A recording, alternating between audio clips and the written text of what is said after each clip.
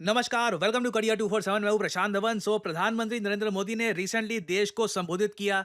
8 बजे इनका स्पीच आया। पर्सनली आप अगर मुझसे पूछे, मुझे लग रहा था कि काफी नॉर्मल सा स्पीच होगा, but prime minister Narendra Modi did not hesitate. 0% hesitation के साथ इन्होंने बोलना यहां पर स्टार्ट किया और इतनी इंपॉर्टेंट बातें बोलती हैं जिससे इंडिया पाकिस्तान के रिलेशंस हमेशा के लिए बदल जाएंगे। सबसे बड़ी बात प्रधानमंत्री नरेंद्र मोदी ने यह बोली है कि अब इंडिया आतंकवादियों और पाकिस्तान की गवर्नमेंट को अलग अलग नहीं देखेगा। जो पाकिस्तान में आतंकवादी हमने मारे हैं एयर स्ट्राइक्स में, उसके बाद जो इनका फ्यूनरल हुआ, वहां पर जैसे पाकिस्तान की गवर्नमेंट के लोग, इनकी आईएसआई के लोग खड़े थे, इससे अब दुनिया के सामने क्रिस्टल क्लियर हो जाता है कि पाकिस्तान की मिलिट्री एस्टैब्लिशमेंट, इनकी सरकार, आतंकवादी सब आपस में मिलकर काम करते हैं। बेसिकली सब लोग एक सिंगल एंटिटी ही हैं। हम आतंक की सरपरस्त सरकार और आतंक के आकाओं को अलग अलग नहीं देखेंगे। नाउ यहाँ पे पीएम मोदी ने बोल तो दिया कि अब हम आतंकवादियों और स्पॉन्सरिंग कंट्री के बीच में डिफरेंशिएट नहीं करेंगे। तो इसका मतलब क्या है? क्या हम यूएसए की पॉलिसी अपनाएंगे? क्योंकि यूएस ने तो क्या किया था, यूएस ने ईरान के जो रेवोल्यूशनरी गार्ड्स हैं, जो इनकी सरकार के अंडर ही काम करते हैं, उनको आतंकवादी संगठन डिक्लेयर किया था। क्या भारत ऐसा कुछ करेगा? क्योंकि अनलेस हम वो नहीं करते तो कुछ, ग्राउंड पे कुछ बदलेगा नहीं। या तो आप पाकिस्तान की मिलिट्री को कुछ दर्जा दो, या तो आतंकवादी या फिर आतंकवाद को सपोर्ट करने वाले लोग, कुछ एक आपको बनाना पड़ेगा उनके लिए टेम्पलेट। तभी कुछ इम्पैक्ट आएगा इसका। तभी आप कल को यूएन में, बाकी जगह ये इशू रेस कर सकते हो। और ये काफी मुश्किल होगा, बट मेरे हिसाब से सबसे बड़ा पॉलिसी चेंज यही है। और मैं यहाँ पर सही में पॉलिसी चेंज ही कहूंगा। जो ऑपरेशन सिंदूर है ना, ये सिर्फ कोई मिलिट्री ऑपरेशन नहीं है। इस ऑपरेशन ने भारत की पॉलिसी को ऑल टुगेदर चेंज कर दिया है। जैसे फॉर एग्जांपल डिसाइसिव रिटालिएशन, अब ये बन चुका है न्यू नॉर्मल। ये जो दो शब्द है ना, इन पे ध्यान दीजिएगा। न्यू नॉर्मल के पहले जो चीज नॉर्मल हुआ करती थी ना, कि जी ठीक है, आतंकवादियों ने हमला कर दिया, हमने डिप्लोमेटिकली उसका विरोध किया, ठीक है, सर्जिकल स्ट्राइक हो गया पीओके में कहीं पर। अब न्यू नॉर्मल क्या है? पाकिस्तान के अंदर जहां भी आतंकवादी होंगे, जहां भी इनके टेरर कैंप्स होंगे, इनको वहां पर घुस के मारा जाएगा। This is the new normal. Any terrorist attack on India will be met with a strong and resolute response. India will retaliate on its own term, targeting terror hubs at their roots. At their roots का simply मतलब यही है, पाकिस्तान की धरती पर अब आतंकवादियों को प्रॉपरली टारगेट करके मारा जाएगा। और साथ ही साथ पीएम मोदी ने एक बहुत इंपॉर्टेंट बात बोली है कि कोई भी न्यूक्लियर ब्लैकमेल मैं नहीं सहूंगा। मैंने इस टॉपिक पर वीडियो भी करी थी अपलोड, कि क्या पाकिस्तान में कुछ एक न्यूक्लियर एंगल है सीज फायर को लेकर? क्या कहीं से कुछ न्यूक्लियर वॉर की धमकी आई थी, या फिर कुछ एक न्यूक्लियर इवेंट हुआ था पाकिस्तान में? अब पीएम मोदी ने भी इस बार साफ साफ कह दिया है, बस अब और नहीं, और न्यूक्लियर ब्लैकमेल हम नहीं सहेंगे। क्योंकि आप जानते हैं, मैं जानता हूं, मान लीजिए कल को भगवान ना करे पाकिस्तान की तरफ से फिर से कोई आतंकवादी हमला होता है, इंडिया रिटेलिएट करता है, पाकिस्तान फिर से बोल देता है ये न्यूक्लियर वेपन, न्यूक्लियर वेपन, या इस बार की तरह जैसे लीक का बता रहे हैं, कोई रेडियो एक्टिव लीक हो गया, तब क्या होगा? तो पीएम मोदी ने कैटेगोरिकली यहां पे बोल दिया है, अब कोई टॉलरेंस नहीं होगी न्यूक्लियर ब्लैकमेल को लेकर। India will not be intimidated bye nuclear threats. याद रखिएगा, ये एक न्यू नॉर्मल है। कोई भी न्यूक्लियर ब्लैकमेल भारत नहीं सहेगा। न्यूक्लियर ब्लैकमेल की आड़ में पनप रहे आतंकी ठिकानों पर भारत सटीक और निर्णायक प्रहार करेगा। ना ये बात देखिए, सुनकर काफी जोश मिलता है कि अब भारत न्यूक्लियर ब्लैकमेल से पीछे नहीं हटने वाला। बट व्हाट इफ साल चल रहा है 2030 के आसपास, फिर से भारत एयर स्ट्राइक्स कर रहा है पाकिस्तान पर। पाकिस्तान का प्रधानमंत्री उस वक्त, I don't know, Shoaib Akhtar है या पता नहीं जो। सो वो कहता है कि हम न्यूक्लियर वेपन यूज कर देंगे। यूएस, यूरोप सब आ जाते हैं कि न्यूक्लियर वॉर नहीं चाहिए, न्यूक्लियर वॉर नहीं चाहिए, इससे प्लेनेट पे इम्पैक्ट आएगा, इससे कई लोग मारे जाएंगे। What will we do then? देखिए, मेरा मानना है कि पाकिस्तान के न्यूक्लियर ब्लैकमेल को बिल्कुल रिजेक्ट करने के अलावा we need to have a Pakistan denuclearisation policy. इस पर एक कुछ हमें प्लान बनाना होगा। ऑब्वियसली एक बार को यहाँ पे आप कहोगे पाकिस्तान के न्यूक्लियर वेपन्स कम करना, ये कैसे होगा? देखिए, मेरा मानना है धीरे धीरे हम अपने गोल की तरफ बढ़ सकते हैं। पहली बात आपको ये नोट करनी होगी, न्यूक्लियर वेपन्स जब आप रखते हैं देश में तो खर्चा आता है उनकी मेंटेनेंस का और उनको स्टोर करके रखने का। पाकिस्तान में एस्टिमेट किया जाता है $2 बिलियन हर साल ये लोग खर्चते हैं अपने न्यूक्लियर वेपन्स पर। फिर आप अगर हेल्थ और एनवायरमेंटल कॉस्ट अगर यहाँ पे डाल दो तो ये कॉस्ट इनडायरेक्टली काफी ज्यादा बढ़ भी जाती है। तो मेरा मानना ये है, इंश्योर करो पाकिस्तान की सरकार के पास पैसा ना जाए। इनकी सरकार के पास पैसा जाएगा, वो पैसा जाएगा मिलिट्री बजट में, और वही मिलिट्री बजट कहीं ना कहीं इनके न्यूक्लियर वेपन्स को भी पालने पोसने में काम आता है। तो चाहे 10 मिलियन का झटका हो, 50 मिलियन का, 100 मिलियन का, धीरे धीरे पाकिस्तान को स्क्वीज करो ताकि ये अपने न्यूक्लियर वेपन्स को मेंटेन ना कर पाए, उसकी जो कॉस्ट है ये बहुत ज़्यादा बढ़ जाए। इसके लिए देखिए हमें आईएमएफ में अपना दबदबा बढ़ाना होगा। वेरियस और फाइनेंशियल जो बॉडीज़ हैं वहाँ पर भारत को जाकर इंश्योर करना होगा कि पाकिस्तान को ये फंडिंग ना मिले। Again this will be tricky, मगर ये हमको करना होगा। फिर एक लॉन्ग टर्म गोल है जिस पर हम काम कर सकते हैं, द बाल्कनाइजेशन ऑफ पाकिस्तान। और इसके बारे में आपने काफ़ी बार आर्टिकल्स भी पढ़े होंगे, हो सकता है कि कहीं पे ब्लॉग में या फिर किसी जियो पॉलिटिकल एनालिस्ट को बोलते हुए सुना हो कि जी बाल्कनाइजेशन करनी होगी पाकिस्तान की, ये दूर नहीं है। बाल्कनाइजेशन, बाल्कनाइजेशन इसका मतलब क्या होता है ये मैं थोड़ा सा आपको समझाता हूँ। नाउ एक बार जरा आप वर्ल्ड मैप देखोगे ना, तो भारत के नॉर्थ में यहाँ पे आपको दिख जाएगा यूरोप।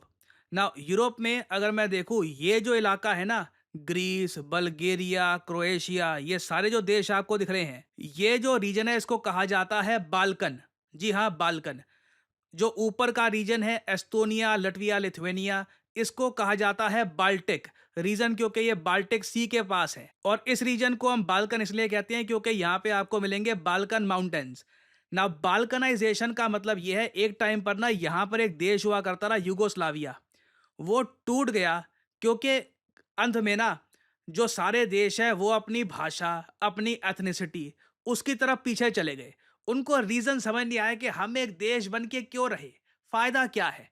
पाकिस्तान में भी आप देखो पश्तून, बलोच, पंजाबी, ये बहुत अलग लोग हैं, आपस में खुश नहीं है। तो हमें भी धीरे धीरे पाकिस्तान की जो बाल्कनाइजेशन है इसको प्रमोट करना होगा। इसके लिए लिटरली मैं देख रहा था, बलूचिस्तान लिबरेशन आर्मी ने रिसेंटली खुलकर बोल दिया कि हमें सपोर्ट चाहिए। अगर हमको सपोर्ट मिलती है तो हम बिल्कुल बलूचिस्तान को अलग करवा कर रखेंगे पाकिस्तान से। तो आई थिंक जो बाल्कनाइजेशन इस रीजन की हुई थी, अब ये सारे अलग अलग देश बन के हैं, ये हमको करना होगा। उससे ना हम एक दुनिया के सामने केस रख सकते हैं कि देखिए पाकिस्तान में बाल्कनाइजेशन बहुत करीब है, तो इनके न्यूक्लियर वेपन्स का हम क्या करें। उस केस में ऑब्वियसली हम यूएस के साथ, यूरोप के साथ, बाकी कंट्रीज के साथ प्लान बना सकते हैं कि कब हम आके swoop इन करके पाकिस्तान के न्यूक्लियर वेपन्स अलग कर सकते हैं इनकी स्टेट से। और ऑब्वियसली बाल्कनाइजेशन प्रोसेस जल्दी आगे तब बढ़ता है जब एक देश की इकोनॉमी लगातार कमजोर होती रहती है, देश खुशहाल है, पैसा है, लोगों की लाइफ इंप्रूव हो रही है, तो उल्टा लोग ज्यादा इकट्ठा आते हैं। European union for example, Europe ने तरक्की करी, कंट्रीज प्रोग्रेस कर रही थी, उन्होंने कहा कि okay let's form a union और ट्रेड करते हैं। ये जो बंटवारे अलग होना ये तभी होता है यूजुअली जब इकोनॉमिक हालत खराब हो। तो इंडिया के सामने एक रोड मैप सिंपल है, we need to denuclearize Pakistan, और उसके लिए बाल्कनाइजेशन पाकिस्तान की बहुत ही इंपॉर्टेंट है। और आप अगर हिस्ट्री में देखोगे ना तो काफी बार रीजन्स की बाल्कनाइजेशन इस वजह से भी हुई है क्योंकि रिसोर्सेज की कमी पड़ गई थी। और रिसोर्सेज में सबसे इंपॉर्टेंट रिसोर्स कौन सा है? पानी, वाटर। पीएम मोदी ने यह भी क्लियर कर दिया है, पानी और खून एक साथ नहीं बह सकते। ऐसा नहीं है कि तुम हमारा खून बहाओगे और बदले में यहां से पानी जाता रहेगा। तो क्लियर इंडिकेशन है पाकिस्तान के पानी की सप्लाई में कटौती होने वाली है।